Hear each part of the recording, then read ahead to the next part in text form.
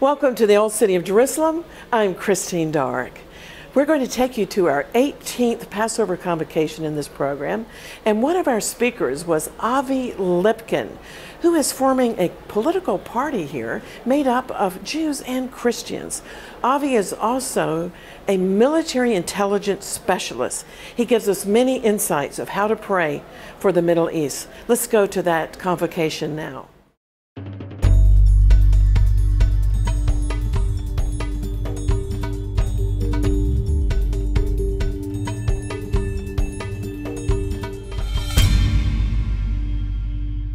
England, Protestant England, had a special meaning which I never really understood until many, many years later. And you all know that the Jews were expelled from England during the time of the Crusades by the Christians who were at that time Catholic, and they were brought back by Oliver Cromwell in the Protestant Reformation. And ever since the Protestant Reformation, Jews have never been killed in the US, Canada, England, Australia, no, the Anglo-Saxon countries. And guess what? What's my first conclusion tonight?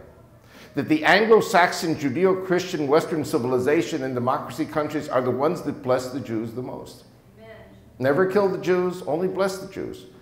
You do have anti-Semitism. It's a human characteristic to be anti this or anti that.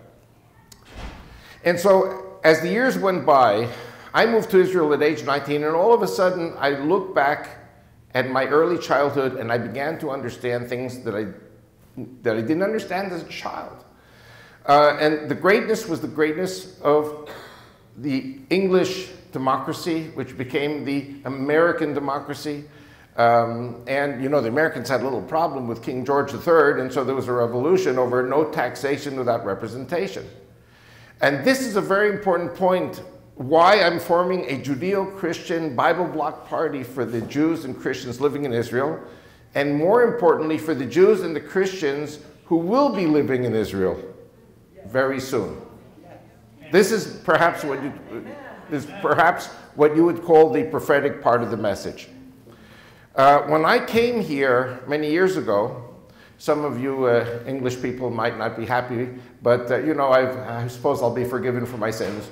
I was a member of a radical, right-wing, nationalist Jewish group called Beitar. Did anyone hear of Beitar? Beitar was the youth movement of Menachem Begin. How many people heard of Menachem Begin? I think the British intelligence was looking for him for a while. And he was a terrorist. He was considered a terrorist by the British. And I was a follower of Zev Jabotinsky, who said in 1920, after the pogroms in Russia and the civil war with the communists and the Ukrainian anti-Semites, he already saw the Holocaust in 1920. He was a prophet. Zev Jabotinsky was a prophet. And so I identified very much with a nationalist Jewish group which said, you know, we must form a nationalist patriotic front to defend Jews from anti-Semitism. Of course, in America, there was no anti-Semitism. I came to Israel as a fervent Zionist nationalist, and I didn't like Christians because we were taught in Hebrew school that about the Catholic persecutions, the Russian persecutions, the Nazi Holocaust. And the Muslims, relatively, were allies of the Jews in Spain until the expulsion by the Catholic king and queen, Ferdinand and Isabella. And so, of course, I hated the Catholics, and I hated the Russian Orthodox, and I hated the Germans. I hated everybody. And then I meet my wife, Rachel, who's from Egypt. She's a Jewish woman from Egypt. I'm a Jew from America. But I think like an Englishman. And she thinks like a Muslim. So it's been a very tumultuous marriage for the last 46 years. And the first thing she says to me, you know, I met her on a bus, and it was funny. I don't want to waste too much time with this, but when I finally realized who she was, that she had just made Aliyah from Egypt. She had just come from Egypt. I said, can I interview you for the newspaper in campus? So I sit down and said, make me coffee. So in 5 minutes, there was food all over the table. I said, that's the one. And she was pretty in addition. And so I take out my notebook to take notes for the interview, and the first thing she says to me, are you crazy? Can you imagine the first date, the first meeting? It was an interview. Are you crazy? I said, why am I crazy? Why did you leave America? America is the greatest country on earth, the richest country on earth, and you have peace. Why did you leave America? Come to Israel. It's a war zone. There's poverty. Why did you come here? And I said to her, because all the goyim hate us. How many people know the word goyim? Now, goyim is a pejorative term in America for Christians. You're a Jew or you're a goy. Okay, this is how I was in the 60s, a young kid. And my wife said to me, the second thing she always says to me in any discussion. The first thing, I'm crazy. The second thing, she says, you don't know anything, she says to me. This is our first meeting. The coffee wasn't even served yet. And she said to me, you have to understand, the Christians and the Jews are one people. Hallelujah. And actually, there's a term, 5-minute punishment. There is a term in Arabic, Ahl el-Kitab. And you can ask the owners of this restaurant, do they know what Ahl el-Kitab means? And they do know. It means the people of the book. The Jews and the Christians are the people of the book, singular.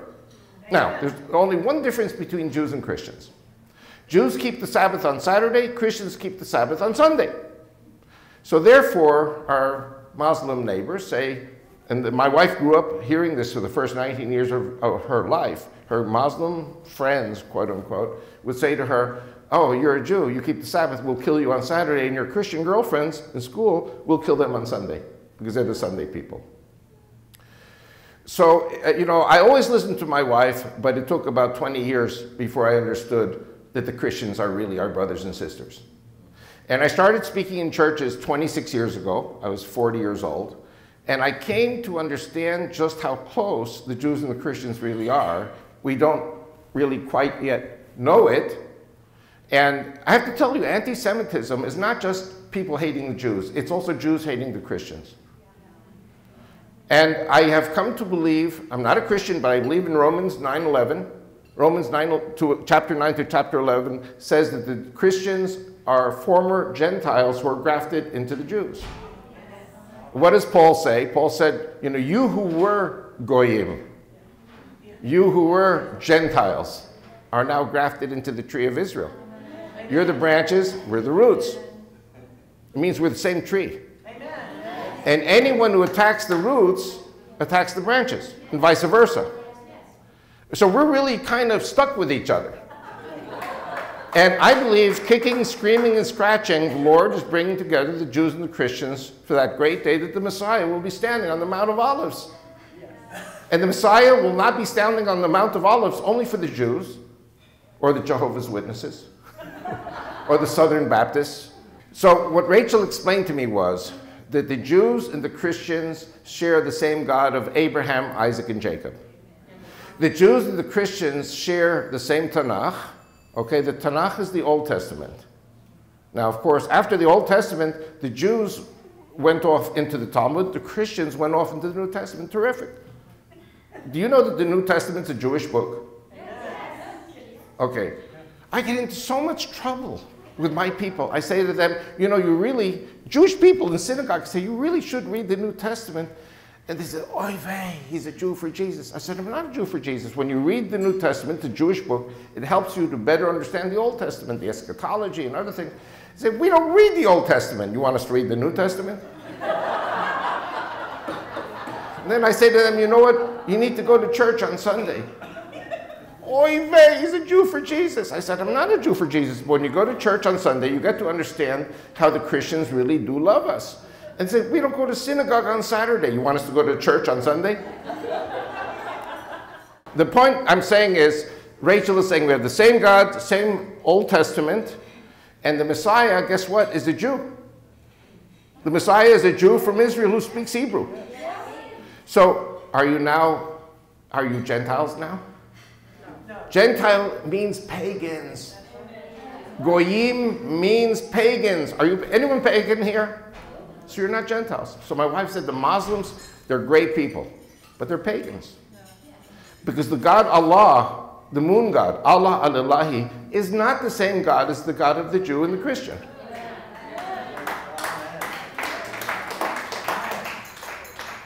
And so she says like this, the Muslims are great people. You know why they're great people? Because they're people. People are created in the image of whom? God. So if they're you know, if they're in the image of God, they're going to be good people. The problem is not the people, the problem is the system. So let me ask you a question. Are Germans good people? Yes. Of course they are. Are Russians good people? Yes. Are Japanese or Chinese good people? Yes. The problem is not the people. The flesh is good because the flesh is in the image of God.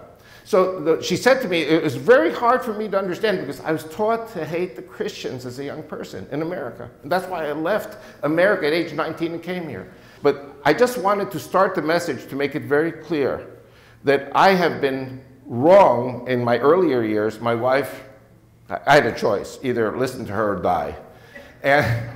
And many times people disagree with me about my conclusions and things that I say, you're not married to my wife. Rachel listens every day to what they're saying in Arabic. And what they say every day in Arabic, you're not going to get in the media. In England, in Germany, in Russia, maybe in Russia, yes, now. In America, no. And in Israel, no. They don't tell you really what the Muslims are saying in Arabic. So, I just wanted to lay a few ground rules. I started my work in 1990 in the United States. I was invited to speak before the Council on Foreign Relations. How many people heard of the Council on Foreign Relations? And this is in April of 1991. And this was right after Desert Storm, right after Saddam Hussein was expelled from Kuwait. And I thought I was coming to speak as a great hero, you know, approved by the American government. And what happened was that these people were not church people. These people were money people. The Council on Foreign Relations, these are people who control the world. And I tried to explain to them about the UN resolutions 242 and 338 saying that Israel would hand over land for peace. You've heard this a million times. But what the media doesn't tell you is that the UN resolutions say Israel will negotiate with its neighbors for new borders which are secure, recognized, and defensible. So if the UN resolution says, the resolutions say we're going to negotiate for new borders which are secure, recognized, and defensible, does that mean we go to the old borders? What's the world saying today? We go back to the June 5th, 67 borders. But the UN resolutions that we signed are the exact opposite. And we handed over Sinai, which is 91% of the land that we were forced to take in 3 wars with Egypt. 91%. And then half the Golan in 1974. We were forced. That's 93%. So we were talking about 7% of the land. Are we talking about compromise or not? But the world has been now saying, no, you're going to go back to the borders of June the 5th, 1967, which are suicide borders, borders that cannot be defended.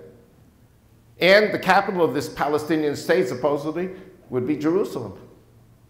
So, as an Israeli army spokesman, I would speak specifically only about the military issues. This was in April of 1991. And after we finished, I thought, okay, I can go now. No, we're not finished with you. Now we're going to talk to you. And you're going to go back to Prime Minister Yitzhak Shamir, and you're going to tell him what we told you. The first thing they said to me, they said, we don't care about Israel anymore. We're tired of paying for your wars. You're not our ally anymore. We gave you an airlift in '73 during the Yom Kippur War. We will never give you an airlift again. You're going to give the Arabs all the land they want and more because you're all alone. Israel has no allies. And the second thing they said to me, and listen to this carefully, this is what changed my life. They said there's only one thing that made America great, and that's the barrel of oil, steady price of oil, steady supply of oil, and we're not going to let the Jews get in the way of that. So sitting next to me were 2 Christian couples, and Eric Gustafson was shaking like a tuning fork, and he got up and he looked at the people and said, you call yourselves Christians? You should be ashamed of yourselves. What made America great was not the barrel of oil. What made America great was Jesus Christ.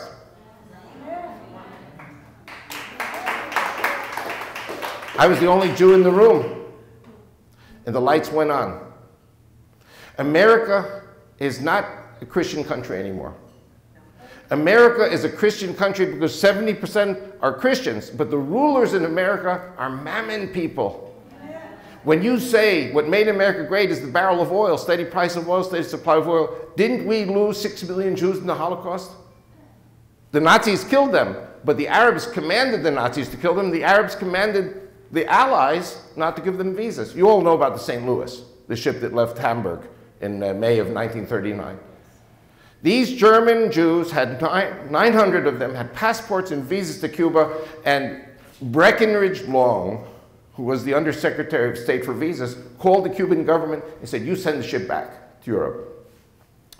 The ship stopped at 3 different places on the coast of America in Florida, and they were not allowed off. The US Coast Guard circled the ship, would not let people jump from the ship and swim to shore. Then it went steam northeast past the Canadian maritime provinces, and Mackenzie King was Prime Minister of Canada. There were hundreds of pastors who signed a petition, have mercy on the children, let them off the ship. And Mackenzie King said, one Jew is one Jew too many. And the ship went back to Antwerp. This was after September 1939, after World War II had broken out. And they got off the ship. 100 survived the Holocaust. 800 were killed in the concentration camps. So you see, the Jews never came in the way of Arab oil supplies. And of course, you know the history of Rommel in North Africa, that the great victory of Montgomery was to stop the Nazis from getting to the oil of Saudi Arabia. Saudis were calling the shots even then. This is the most important thing I have to tell you tonight. Because what we're seeing today is we're seeing the US, we're seeing Europe, we're seeing the world all kowtowing and groveling to the Saudis because the Saudis control the world economy. You know, America's industry basically has fled. America suffers from an industrial osteoporosis. American capitalists leave and they go, first they went to Mexico. And then Mexico got too expensive. They went to China. Then they went to Cambodia and Vietnam, where China's too expensive because they pay $60 a month salary. Vietnam, Cambodia, Bangladesh pay $30 a month salary. So the capitalists leave America and go where the labor is cheap. So the American economy has osteoporosis. So the American economy, in order to continue, starts with the internet, with services, tourism. Now, praise God, America and Canada are finding oil, shale oil. But the point I'm saying is that for the American economy to survive, the American leadership had to, if they serve Mammon, they have to serve the Saudis. Okay? Not just the Saudis, the Gulf states, Dubai. I don't know if you guys watch BBC or CNN. We get CNN London here. All the advertising is from, almost from Islamic countries. It's a reality. It's economics. Israel is of relatively little consequence. There's a Holocaust today.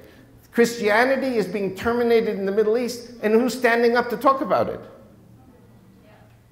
So the Christians in Lebanon, Syria, Iraq, Egypt are being ethnically cleansed. Who's talking about it? Nobody talks about it, because if the Muslims are doing it, it's okay because the Muslims control the economy, and that's the golden calf or the milking cow. Okay. So I love the Muslims. I have never hated them. I hated the Christians. Now I love the Christians too, but I always loved the Muslims. But the system is a horrible system.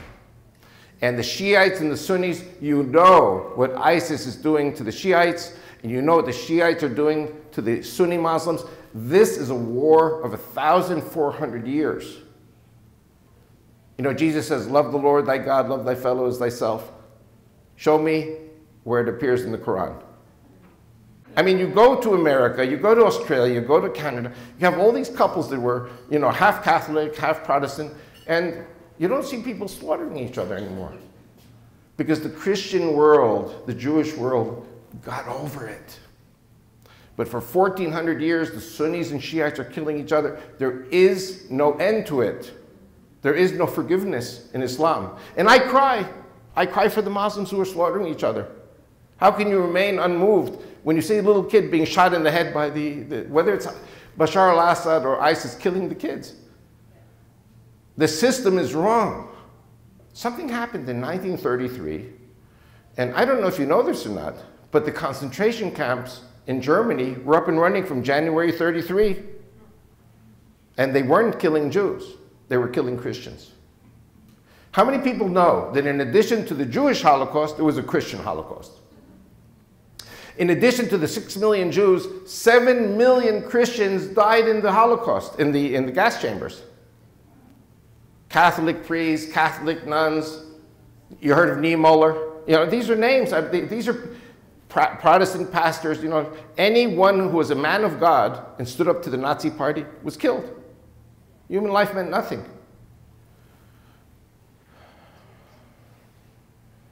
I don't know if you know this, but in 1991, with the collapse of communism, Yugoslavia broke up, and Serbian Christians were slaughtered in thousands by NATO airstrikes in order to create Muslim countries, because the Muslims have the money. So now we have not only Albania, which is a Muslim country, having a great Saudi Islamic revival, and you have Bosnia, which is Slavic, but they're Muslim, and you have Kosovo, which is Albanian, and Macedonia very soon will become a Muslim country, and the world supports it because they have the money. It's all about mammon. And I'm not even talking about President Obama. I'm talking about presidents for over the last 30, 40 years in the United States who are always going to be pro-Muslim, and the State Department will always be pro-Muslim. The military in the US is pro-Israel. The people are pro-Israel. The churches are pro-Israel. Congress is 80% pro-Israel. But who listens to Congress? Because now there's something called the executive orders, which bypass Congress. Well, kind of like the end of democracy in the United States. The president rules by executive order.